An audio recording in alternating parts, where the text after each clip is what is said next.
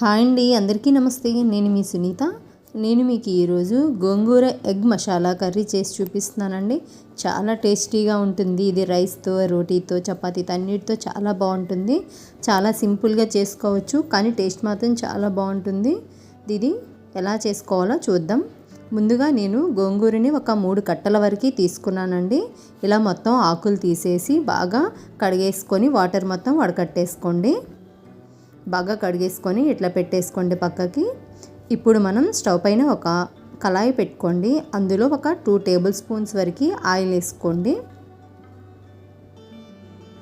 ఇలా ఆయిల్ వేసిన తర్వాత మనం ముందుగా గోంగూరని కడిగి పెట్టుకున్నాం కదండి, ఆ గోంగూరని ఇందులో యాడ్ చేసేద్దాం. చేసి మంచిగా ఫ్రై అయ్యేలాగా, వాటర్ మొత్తం పోయి మంచిగా ఫ్రై అయ్యేలాగా ఈ గోంగూరని వేపేసుకుందాం. ఒక 3 కట్టలు అయితే సరిపోతాయి, లేకపోతే మరీ పుల్లగా అయిపోతుంది. ఇలా వేసుకున్న తర్వాత ఇందులో మనం సాల్ట్ ఒక 1/2 టేబుల్ స్పూన్ వరకు యాడ్ చేసుకుందాం. దీనంతటిని ఈ ఆయిల్లో మంచిగా ఫ్రై చేసుకుందాం. ఇందులో వాటర్ కంటెంట్ మొత్తం పోయి ఆయిల్ అంతా ఈ గోంగూరకి బాగా పట్టేలాగా, పైకి తేలేలాగా దీన్ని వేపేసుకుందాం. ఒక్క 2 మినిట్స్ మూత పెట్టుకోండి. ఇది బాగా మగ్గిపోతుంది.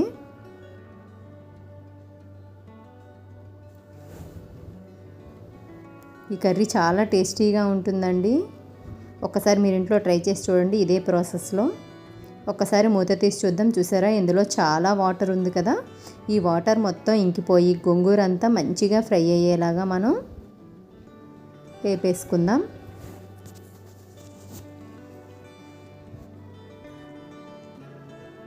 గోంగూర చికెన్ కూడా చేసుకోవచ్చండి, చాలా బాగుంటుంది. గోంగూర మటన్, అలాగే గోంగూర ఎగ్ కూడా ఒకసారి ట్రై చేసి చూడండి. ఈ ప్రాసెస్లో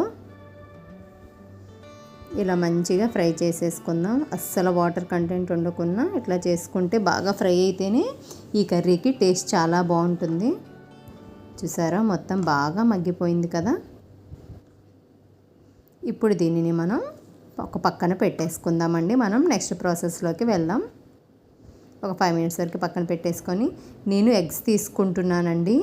ఒక 6 ఎగ్స్ వరకు. ఈ 6 ఎగ్స్కి మనకి 3 సరిపోతాయండి గోంగూర కట్టలు. ఇట్లా ఘాటులు పెట్టుకోండి. మీకు ఒక చిట్కా చెప్తాను చూడండి. ఇట్లా ఘాట్లు పెట్టుకోవడం వల్ల ఏంటంటే, మనం ఆయిల్లో ఎగ్స్ వేపేటప్పుడు